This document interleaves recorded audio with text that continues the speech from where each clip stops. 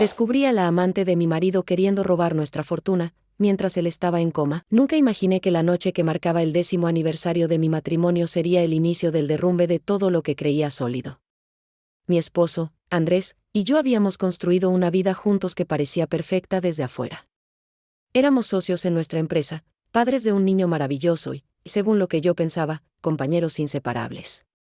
Pero esa noche, el destino decidió mostrarme que mi realidad era solo una ilusión. Todo comenzó cuando Andrés salió de casa diciendo que tenía una reunión de trabajo que se alargaría hasta tarde. Ninguna época inusual, después de todo, él manejaba gran parte de las relaciones comerciales de nuestra empresa. Sin embargo, algo en su tono, un leve temblor en sus palabras, me dejó inquieta. Durante semanas, había notado señales sutiles, mensajes que eliminaba rápidamente, llamadas que no respondía frente a mí y un perfume extraño impregnado en su ropa. Había tratado de ignorar mis sospechas, atribuyéndolas a mi propia paranoia, pero esa noche, mi intuición no me dejó tranquila, decidí actuar. Lo llamé bajo el pretexto de preguntarle por un documento de trabajo importante. Su respuesta fue rápida, casi demasiado ensayada: estoy en medio de una negociación, te llamo luego. Colgué, pero no me detuve ahí. En un impulso que no pude controlar, tomé las llaves del auto y salí hacia el restaurante donde sabía que solía cerrar tratos importantes. Lo encontré. No estaba solo. Allí estaba, sentado junto a una mujer que reconocí de inmediato, Elena, una consultora que había contratado meses atrás para trabajar con nosotros. Observé desde lejos cómo reían, cómo ella colocaba su mano sobre la suya, cómo él la miraba con una calidez que me hacía recordar los primeros días de nuestro matrimonio. Era una escena que no necesitaba más explicaciones. Mi mundo se detuvo en ese instante. Quería entrar, enfrentarlos, gritar, exigir respuestas, pero me quedé paralizada, atrapada entre la incredulidad y el dolor. Opté por regresar al auto, tratando de controlar mi respiración mientras las lágrimas nublaban mi vista. Mi mente era un torbellino de preguntas sin respuesta. ¿Cuánto tiempo llevó esto sucediendo? ¿Por qué?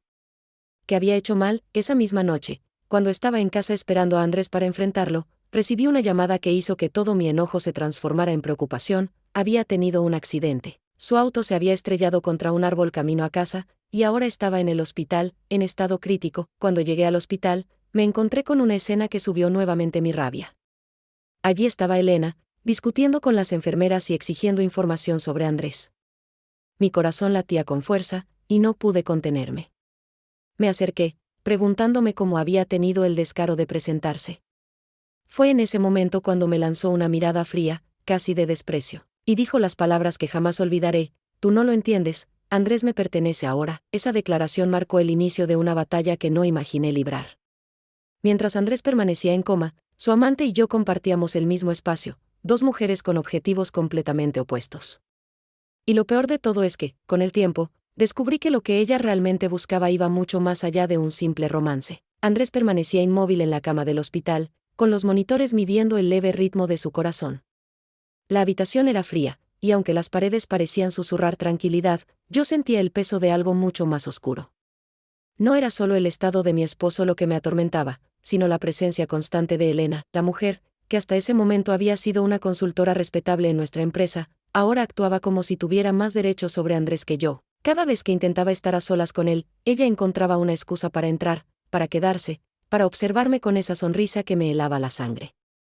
Pero no era solo su actitud lo que me inquietaba, algo había en sus movimientos, en sus palabras cuidadosamente calculadas, que me hacían pensar que su interés en Andrés no era del todo sentimental. Los días pasaron, y entre idas y venidas al hospital, empecé a notar que algunos documentos importantes habían desaparecido de nuestra oficina. Andrés siempre tenía copias físicas de los contratos más relevantes en su despacho personal, pero ahora no estaban. Inicialmente pensé que él, en su apuro, los había llevado consigo antes del accidente. Sin embargo, algo en mi interior me decía que debía buscar más a fondo. Decidí revisar su correo electrónico y me topé con un intercambio de mensajes entre Andrés y Elena. Al principio, los correos eran estrictamente laborales, pero con el tiempo se tornaron personales, incluso íntimos. En ellos, ella no solo hablaba de sus sentimientos hacia él, sino que también mencionaba una serie de transacciones financieras que involucraban nuestras acciones en la empresa. Más que una amante, parecía una estratega manipuladora. Mis sospechas se confirmaron cuando revisé las cámaras de seguridad de la oficina. Las imágenes mostraron a Elena entrando al despacho de Andrés días antes del accidente y llevándose documentos en un maletín. Mi corazón se aceleró. Esto no era solo una traición amorosa, era un ataque directo a todo lo que habíamos construido juntos. Esa misma noche, mientras me encontraba en casa repasando la evidencia, recibí una llamada anónima. Una voz distorsionada me advirtió que dejara de indagar, que no tenía idea de en lo que me estaba metiendo. La amenaza era clara, pero en lugar de asustarme, me llenó de determinación. Sabía que tenía que actuar rápido. Volví al hospital al día siguiente, fingiendo calma, me acerqué a Elena. Le insinué que sabía lo que estaba haciendo y que tenía pruebas. Su reacción fue inesperada, no negó nada, pero tampoco mostró temor. En cambio, se inclinó hacia mí y susurró al oído: no tienes idea de hasta dónde estoy dispuesta a llegar. ¿Estás segura de que quieres jugar este juego? Esas palabras fueron la confirmación de que estaba lidiando con alguien peligroso. Decidí contactar a nuestro abogado de confianza y entregarle toda la evidencia que había recopilado.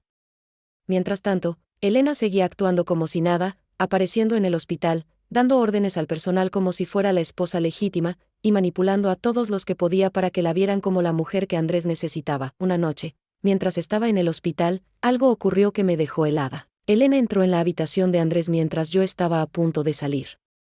Fingiendo revisar su estado, se acercó demasiado al equipo que controlaba su respiración. Algo en su postura me pareció extraña, así que decidí quedarme y observar desde la puerta entreabierta.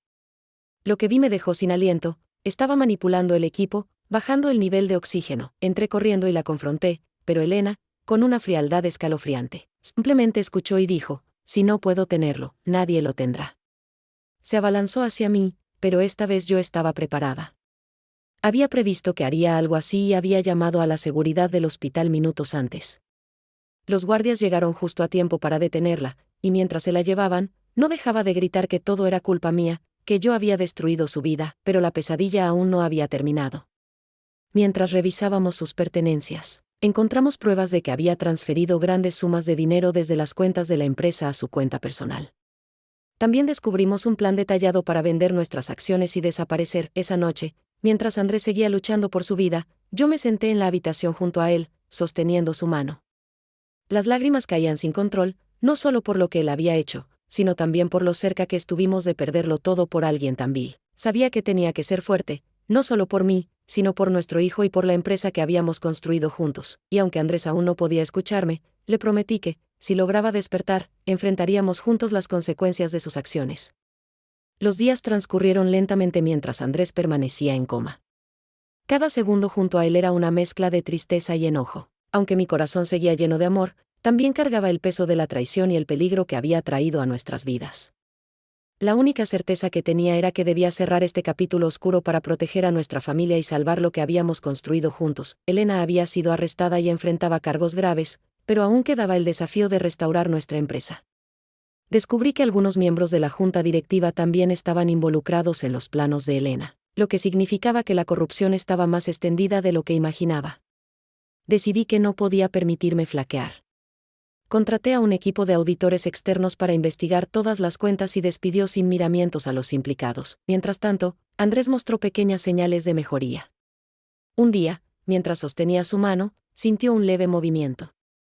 Mi corazón se llenó de esperanza, aunque sabía que el camino hacia su recuperación física y emocional sería largo. Fue entonces cuando tomé una decisión difícil pero necesaria.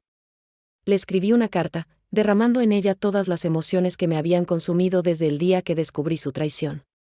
Le conté cómo había manejado la situación, cómo había luchado por nuestra familia y cómo había enfrentado a Elena. Pero también le dejé claro que, si lograba despertar, nuestras vidas no podrían continuar como si nada hubiera pasado. Tendría que ganarse mi confianza desde cero y demostrar que estaba dispuesto a reparar el daño que había causado. Una semana después, Andrés despertó. Su mirada perdida se encontró con la mía, y en ese instante vi el arrepentimiento en sus ojos. Pero no dije nada, prefiero esperar a que él hable. Cuando finalmente pudo expresarse, lo primero que dijo fue: lo siento, por todo. No tengo excusas. Su sinceridad me conmovió, pero no era suficiente. Le entregué la carta y le pedí que la leyera. Después de hacerlo, simplemente acerqué, aceptando sin queja la carga de sus errores.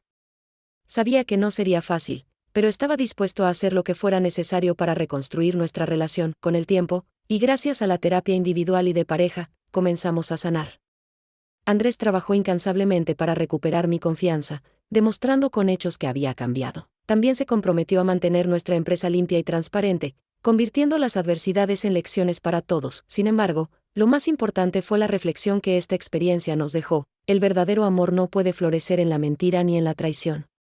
Aprendí que, aunque podemos perdonar, no debemos olvidar nuestras propias necesidades ni ignorar las señales de alerta.